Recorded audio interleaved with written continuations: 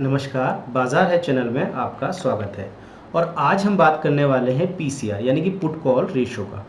देखिए put call ratio होता है क्या, देखो ये पुट और कॉल का मतलब जो पुट होती है और कॉल इन दोनों को डिवाइड करके बनता है इसका रेशो, तो इसको बोलते हैं पुट कॉल रेशो।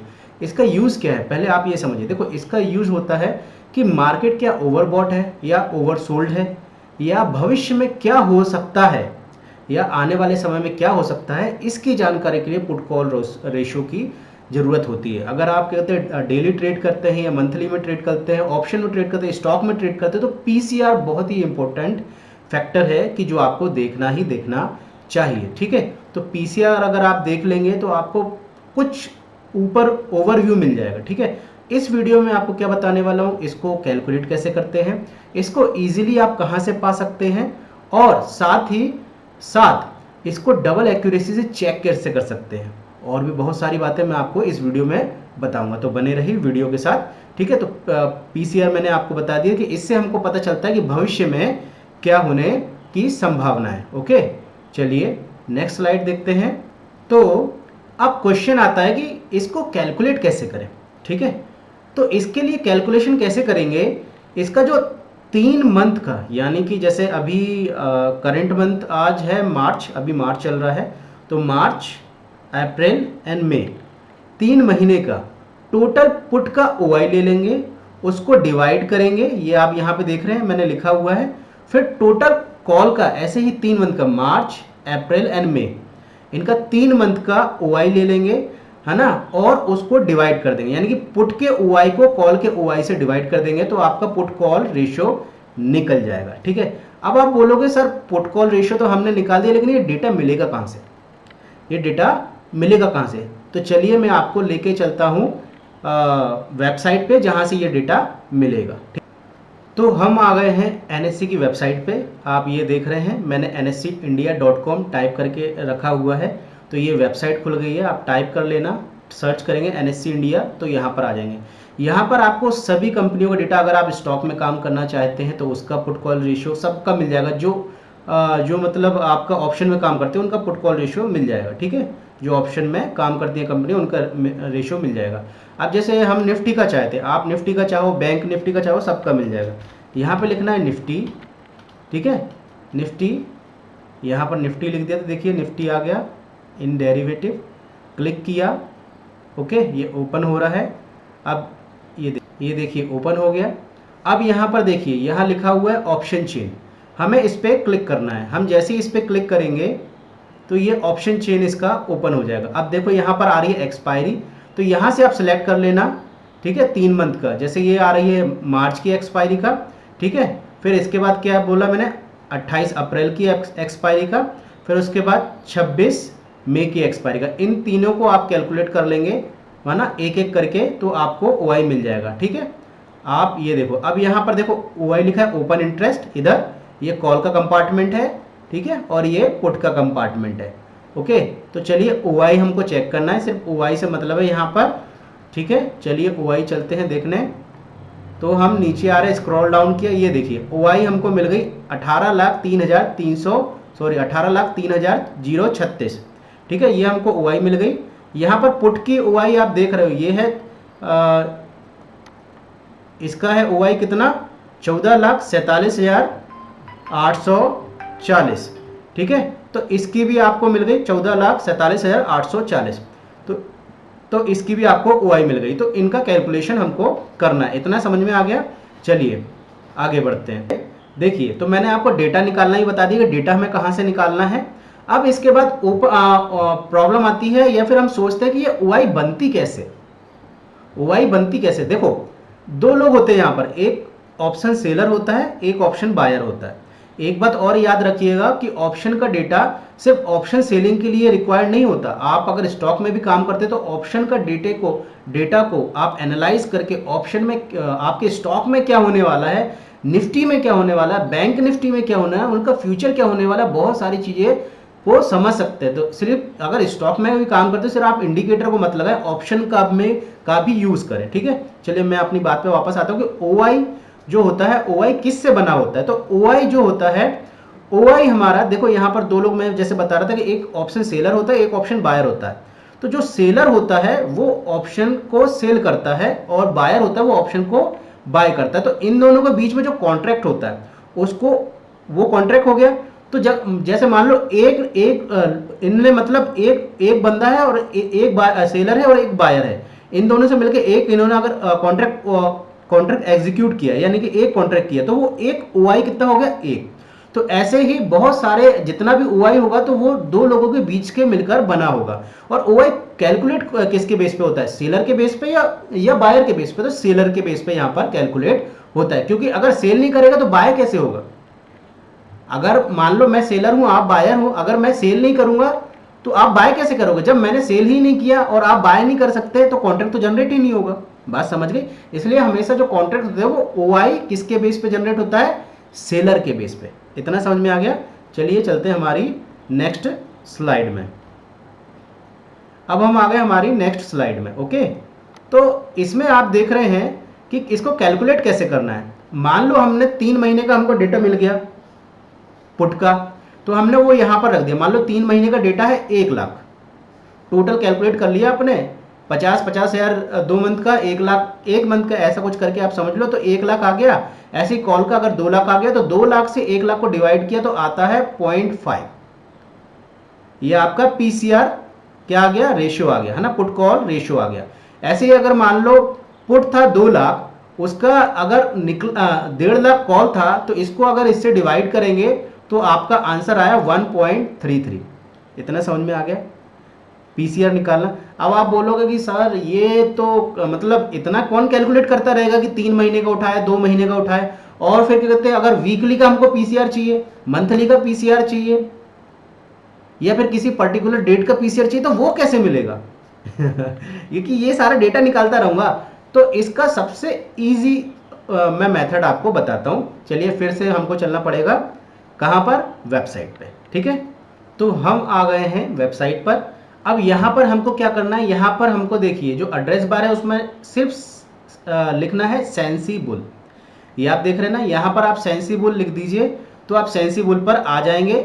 अगर आपके पास सेंसिबल है, आपने परचेस किया तो अच्छी बात है, नहीं किया है तो जीरोधा से लॉगिन कर लीजिए, आप स्टॉक से लॉगिन कर लीजिए, एलिस ब्लू से लॉगिन कर लीजिए, एंजल ब्रोकिंग से लॉगिन कर लीजिए, उनसे भी कर सकते हैं। अगर आप पे इनका किसी का भी नहीं है, किसी का भी आप पे अकाउंट नहीं है ऐसे किसी का भी जो इसमें है, तो आप गूगल से लॉगिन कर लीजिए। इनने बहुत ईजी तरीके से आपको ऑप्शन में अगर ट्रेड करना है, ऑप्शन को एनालाइज करना है, तो बहुत अच्छा बनाया हुआ है। मैं तो बहुत पसंद करता हूँ इसको। ठीक है, अब हमको यहाँ जाना है एनालाइज पे। एनालाइज पे हमको सीधे आना है स्क्रीनर में। ठीक है, हम स्क्रीनर में जैसे ही आए तो ये अब ओपन होगा। ये देखो ये ओपन हो गया। अब ये आप देख रहे हो ये है निफ्टी का मंथली का दिखा रहा है। ओके, अब इसका जो फ्यूचर प्राइस है वो चल रहा है ना, एट द मनी जो है इंट्रिंसिक वैल्यू वो बता दिया, इंडेक्स वैल्यू में चेंज बता दिया। अब इनसे हमको कोई मतलब नहीं है फिलहाल के लिए, क्योंकि हम जो जानना चाह रहे हैं वो है पीसीआर। तो देखो इसका पीसीआर आ गया, समझ में आ गया। तो यहाँ पर है पुट कॉल रेशियो। ठीक है, अब यहाँ पर देखो, यहाँ पर आपको दिखा दिया है अभी क्या चल रहा है 90, समझ में आ गया। मंथली में चल रहा है 90। तो अब देखो ये आपको चारों दिखा दिया, 7 अप्रैल का दिखा दिया, 31 मार्च का दिखा दिया, 13 मार्च का दिखा दिया, 28 अप्रैल का दिखा दिया।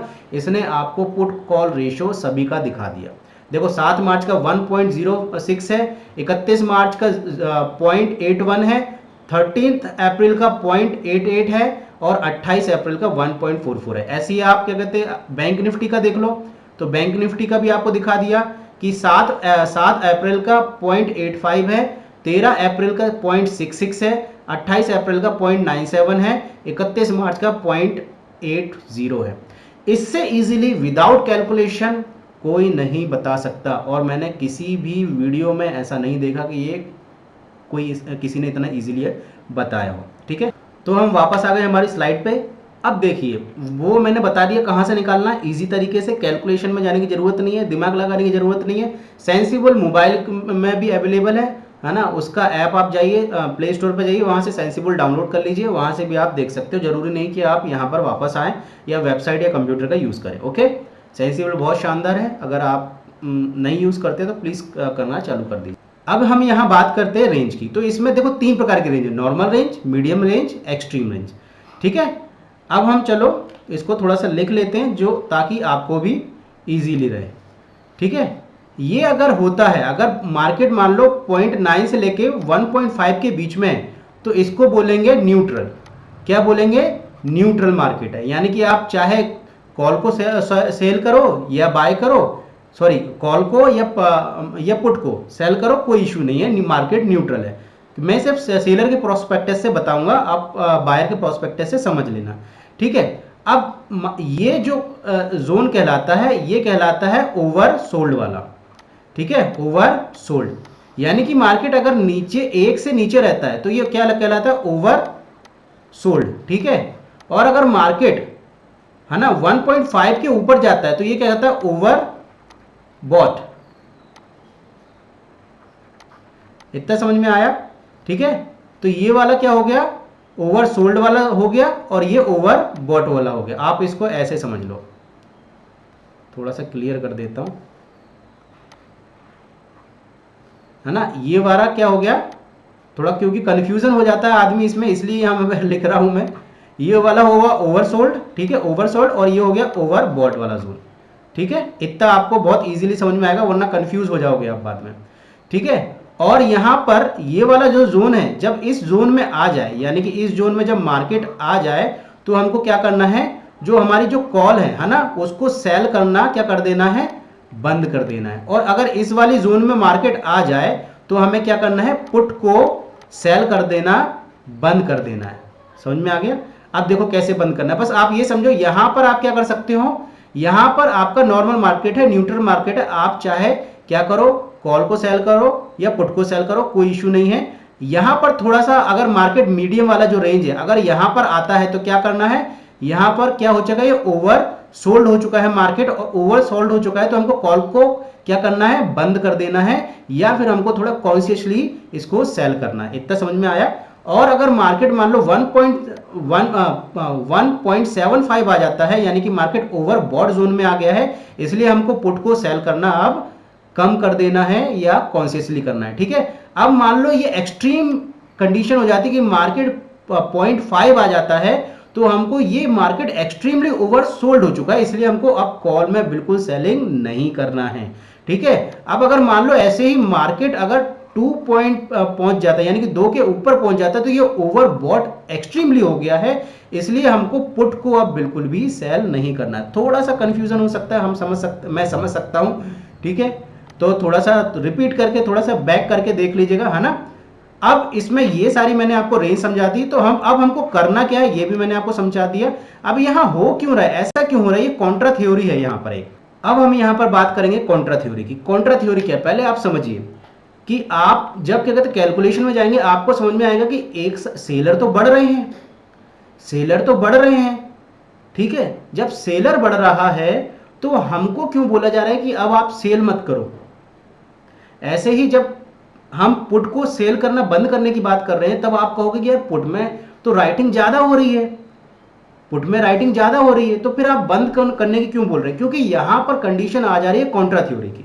कॉन्ट्रा थ्योरी क्या है? कॉन्ट्रा थ्योरी कहती है कि अगर मार्केट बहुत ज्यादा, जब सभी लोग बुलिश हों तो मार्केट रिवर्स होता है, और जब सभी लोग बियरिश हों तो मार्केट रिवर्स होता है। तो जब मतलब हर एक इंसान बुलिश हो जाए तो मार्केट उल्टा हो जाता है। ठीक है, बियरिश हो जाता है। जब सभी लोग बियरिश हो जाएंगे तो फिर मार्केट उल्टा हो जाता है। तो इसी को कॉन्ट्रा थ्योरी बोलते हैं। मतलब जो भी अगर सब लोग एक जैसा सोचने लगे तो फिर वो उल्टा हो जाने लगता, चालू हो जाता है। तो यही कहलाती है कॉन्ट्रा थ्योरी।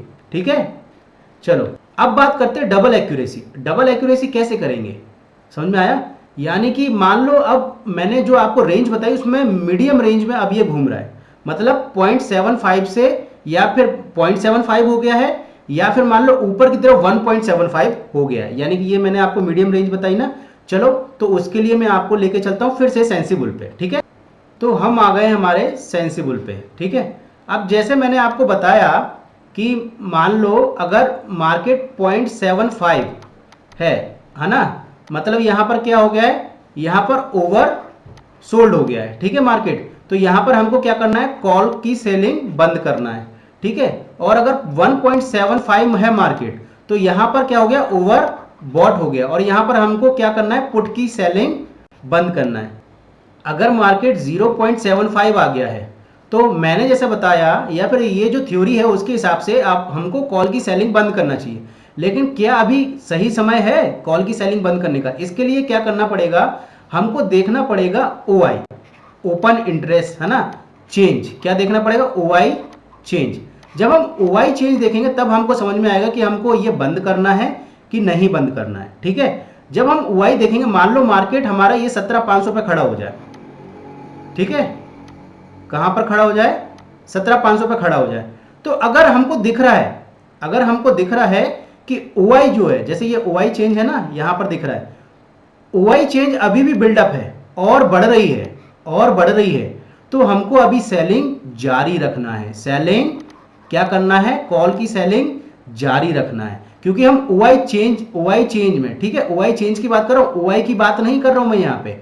OI चेंज हमको देखना है कि OI चेंज है कि नहीं है। यहां पर अगर OI चेंज बढ़ रहा है या बना हुआ है तो हमको अभी ये कंटिन्यू रखना है। यानी कि हमने OI चेंज इधर देख लिया, क्या? कॉल की साइड, ये कॉल की साइड है, ठीक है। कॉल की साइड में अगर OI का बिल्डअप हो रही है या बढ़ रही है, ठीक है, तो इसका मतलब है या बनी हुई है, तो हमको हमारी सेलिंग चालू रखना है।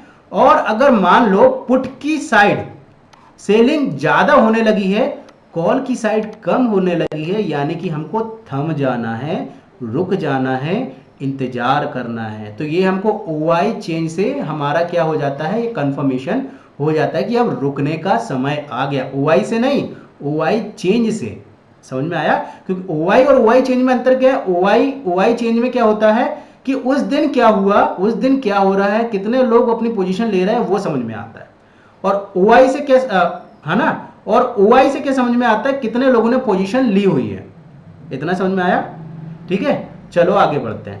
अब मान लो जैसे मैंने आपको बताया कि अगर ये 1.75 आ गया, 1.75, मैंने क्या बोला कि ये ओवरबॉट जोन में पहुंच गया है, यानी कि अब इसको मैं, हमको पुट को सेल करना बंद करना है। लेकिन फिर मैं वही बात बताऊंगा कि हम OI देखेंगे, OI चेंज देखेंगे। अगर OI चेंज अभी भी बिल्डअप हो रहा है या बना हुआ है तो हम सेलिंग जारी रख सकते हैं, हम सेलर बन के सेलिंग जारी रख सकते हैं, ठीक है। लेकिन यहां पर देखना कि यहां पर जो सेलर हैं, कॉल में सेलर, वो कम रहे, ठीक है। अगर यहां पे सेलिंग कम होने लगी और यहां पर सेलर बढ़ने लगे कॉल के साइड, पुट में सेलिंग कम होने लगी, यानी कि थम जाओ, थमने का समय आ गया है। तो ये हम डबल चेक कर सकते हैं इसकी, इस तरीके से OI चेंज से, कि हमको रुकना कब है एग्जैक्टली। वरना आप सिर्फ ये 0.75 0.15 इसका रेंज देखते रहोगे और ट्रेड लें नहीं ले, ट्रेड लें नहीं ले, ट्रेड लें नहीं ले करते रहोगे। ठीक है, चलिए वापस चलते हैं मेरी स्लाइड। तो ये थी पूरी कहानी मेरी जुबानी कि PCR को कैसे कैलकुलेट करते हैं, कैसे इसको डबल चेक करते हैं और कैसे इजीली इसका डेटा हम देख सकते हैं। तो ये सारी मैंने आपको बातें बताई। अगर आपको वीडियो पसंद आए तो प्लीज़ लाइक कीजिएगा, चैनल को सब्सक्राइब कीजिएगा, ठीक है, नोटिफिकेशन बेल को दबा दीजिएगा। अगर आप मेरे इंस्टाग्राम टेलीग्राम से नहीं जुड़े हैं तो उन सबकी लिंक मेरे डिस्क्रिप्शन बॉक्स में दी गई है। डेली मैं रात को 8 बजे अपना वीडियो डालता हूँ, तो प्लीज़ रात को 8 बजे जरूर वॉच कीजिएगा, टेलीग्राम से मेरे जुड़े रहिएगा। और शाम 7 बजे मैं न्यूज़ डालता हूँ। चलिए मिलते हैं नेक्स्ट वीडियो में, तब तक टाटा बाय बाय, सही होना रहा।